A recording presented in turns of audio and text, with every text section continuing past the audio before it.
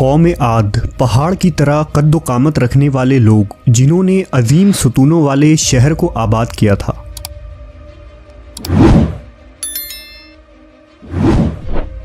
लेकिन उन्होंने ऐसी कौन सी बदआमालियां की थी जिसकी वजह से उन पर अज़ाब इलाही नाजिल हुआ। इस अज़ाब ने तारीख़ के सबसे ताकतवर कौम को किस तरह तबाह व बर्बाद कर दिया।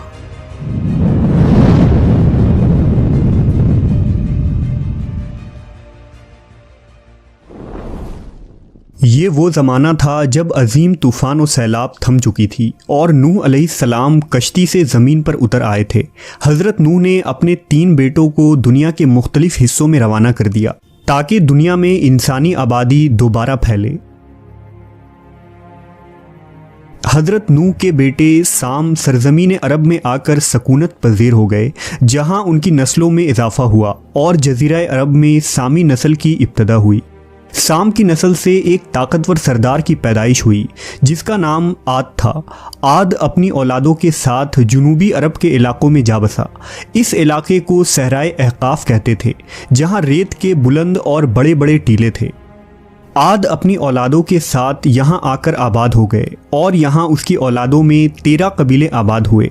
ये लोग कौम आद कहलाए, जिन्होंने यहाँ ताकतवर हुकूमत की बुनियाद रखी और तकरीबन 1500 बरसों तक यहाँ आबाद रहे। उन्होंने इस बंजर सहरा को अपने ज़ोर बाजू और मेहनत व मुशक्क़त से सरसब्ज़ बना दिया और यहाँ खूबसूरत बस्तियाँ बसाईं। कौम आद दुनिया के सबसे लंबे और ताकतवर लोग थे। उनके ताकत के मुतालिक कहा जाता है कि वो एक हाथ से ही दरख्त के जड़ों को उखाड़ देते थे। वो कभी बूढ़े नहीं होते थे। उनमें एक शख्स 1000 साल की उम्र पाता था और उन्हें कभी कोई बीमारी न होती थी।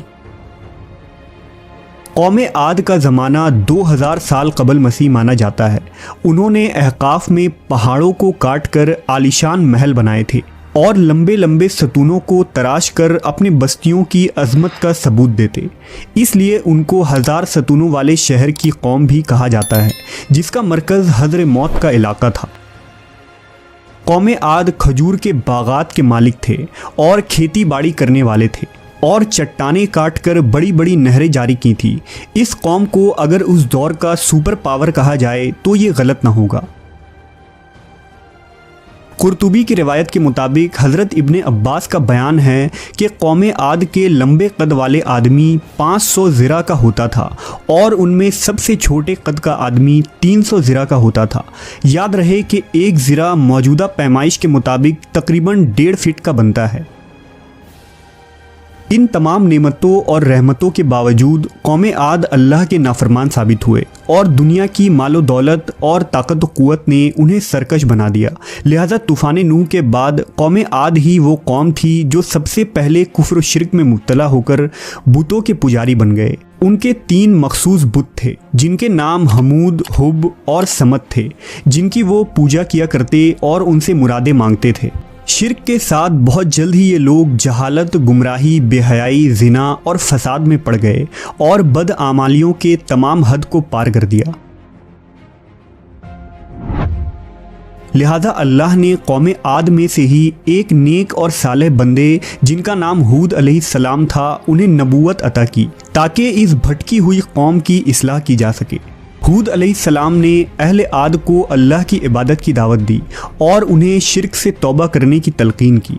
हज़रत हूद मुसलसल 50 सालों तक अपनी कौम को दीन हक की वाज़ व नसीहत फरमाते रहे। कौम आद के 2 कबाइल जिनका नाम कलमान और खलजान था और उनके पास कौम की सरदारी थी, उन्होंने हज़रत हूद की सबसे ज़्यादा मुखालफत की और आपको तकलीफ़ें पहुँचाईं। लेकिन आखिरकार कबीला खुलजान दावत हक़ पर ईमान ले आए, जबकि बाकी 12 कबीलों ने हज़रत हूद का इनकार किया। उन्होंने हज़रत हूद से कहा कि हम अपने बाप दादा का चलन हरगिज़ न छोड़ेंगे। वो तकब्बुर और गुरूर में डूब गए और उन्होंने अल्लाह को ललकारा और कहा कि अगर हमसे भी ज़्यादा कोई ताकतवर है तो उसे ले आओ। लिहाजा अब कौम आद पर अजाब का फ़ैसला करीब था। कई दिनों तक अहकाफ में बारिश न हुई। चश्मे, आबशारें और नहरें खुश्क हो गईं और हर तरफ सूखा पड़ने लगा। खेत खलियान बर्बाद हो गए, ज़मीन बंजर हो गई। आद के लोगों के बड़े बड़े बागात सूख गए, मवेशी मरने लगे, यहाँ तक कि लोग पानी के लिए तरसने लगे। जब खाने को कुछ न रहा तो ये लोग कुत्ते, बिल्लियाँ, चूहे और मुर्दार जानवरों को खाने लगे। लिहाजा एक सयाह बादल मंडलाता हुआ अहकाफ के इलाके की तरफ बढ़ा, जिससे हर तरफ अंधेरा छा गया।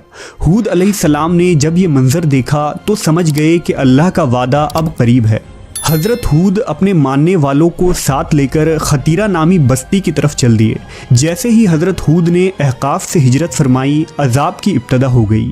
काले बादल मज़ीद सया हो गए और तूफ़ान बरपा हो गया। एक तेज़ आंधी चली जिसने सब के दिल दहला दिए। इस सख्त आंधी के सामने हर चीज़ ज़मीबोस होने लगी। हवा के झोंकों से कौमे आद के अजीम सुतून ढहने लगे और उनके बड़े बड़े महल्लात और घर उड़ा कर रख दिए गए। 60 हाथ के कद आवर अफराद तिनके की तरह हवा में उड़ रहे थे। हवा उनके सरों को इस जोर से टकराती थी कि उनके भेजे निकलकर मुंह पर लटक जाते थे। आंधी का ये अजाब इतना सख्त था कि हवा आग के बगोलों की तरह घरों में घुस गई और उनको उठाकर बाहर फेंक देती। अल्लाह ने तेज़ आंधी के इस तूफ़ान को 7 रातों और 8 दिनों तक मुसलसल जारी रखा और अब अहकाफ का वो इलाका जो कभी जन्नत नज़ीर और दिल फरेब हुआ करता था, सहरा और तबाहशुदा ज़मीन में बदल चुका था। अगर अहले किताब की बात की जाए तो उनके किताबों में अहकाफ या इरम के मुताल्लिक कोई तफसीली जिक्र नहीं मिलती। अलबत्ता अहदनामा कदीम में निफेलियम नामी मखलूक का जिक्र मिलता है, जिसका तर्जुमा अहले किताब के उलमा के मुताबिक इंतहाई ऊंचे कद के लोग हैं। लिहाजा ऐने मुमकिन हो कि ओल्ड टेस्टामेंट में जिस निफेलियम का जिक्र किया गया हो वो कौमे आद ही हो। बहरहाल कौमे आद का वो इलाका इस तरह तबाह व बर्बाद हुआ था कि फिर